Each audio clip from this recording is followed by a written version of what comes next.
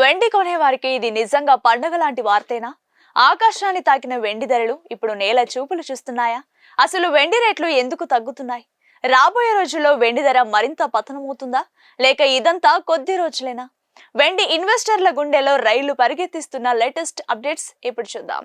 నిన్న మొన్నటి వరకు తులం వెండి కొనాలంటేనే భయపడే పరిస్థితి. కానీ ఇప్పుడు సీన్ మారింది. అంతర్జాతీయ మార్కెట్లో డాలర్ ప్రభావం, అమెరికా ఫెడ్ వడ్డీ రేట్ల నిర్ణయాలు వెండి ధరలపై తీవ్ర ప్రభావం చూపుతున్నాయి. ముఖ్యంగా ఇండస్ట్రియల్ డిమాండ్ కొద్దిగా తగ్గడం, ఇన్వెస్టర్లు ప్రాఫిట్ బుకింగ్ చేసుకోవడంతో వెండి ధరలకు బ్రేకులు పడ్డాయి.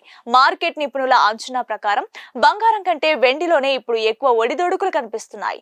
ఒకేసారి భారీగా తగ్గకపోయినా మెల్లమెల్లగా ధర దిగువచ్చే అవకాశాలు కనిపిస్తున్నాయి. సో వెండి కొనాలా వద్దా అని ఆలోచించేవారు మార్కెట్ ని గమనిస్తుండండి. ధర ఇంకాస్త తగ్గే అవకాశం ఉందని అనిపిస్తోంది. బంగారం లేటెస్ట్ ధరల విశ్లేషణ కోసం, బిజినెస్ అప్డేట్స్ కోసం మన ఛానల్ ని సబ్స్క్రైబ్ చేసుకోండి.